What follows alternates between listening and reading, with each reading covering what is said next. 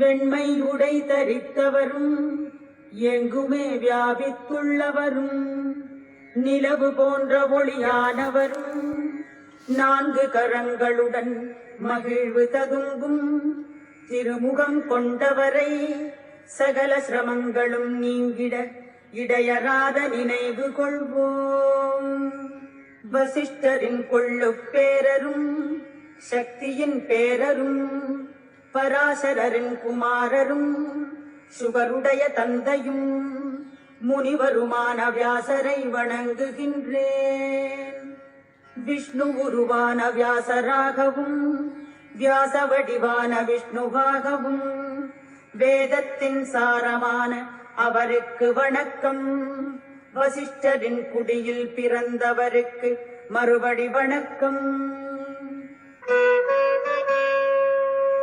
வேறுபாடே இல்லாதவரும் தூய்மையானவரும் யாவற்றையும் வெற்றி கண்டிடும் பரமாத்மாவான விஷ்ணுவுக்கு வணக்கம்.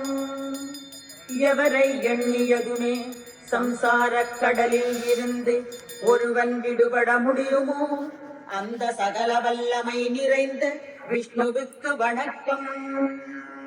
அகிலத்தின் ஒன்றேயான தெய்வமும் புகலிடம் எது எனவும் எவனை வணங்கி மானிடர் உய்வடைவர் எனவும் எந்த கொடையானது சகல தர்மங்களிலுமே உயர்வானதாக உணரப்படுகிறது எனவும் உயிரினம் எதனை ஜபித்து பிறவிக்கட்டில் இருந்து விடுபட முடியும் எனவும் யுதிஷ்டிரர் வினவியதுமே ஸ்ரீ பீஷ்மரும் கூறினாரே.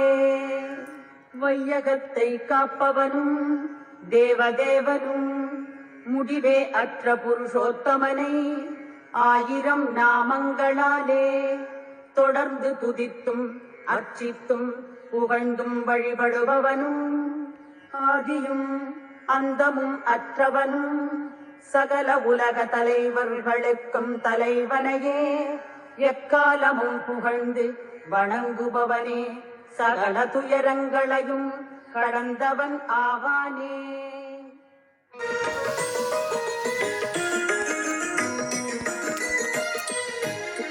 முறையொன்றும் இல்லை மறைமூர்த்தி கண்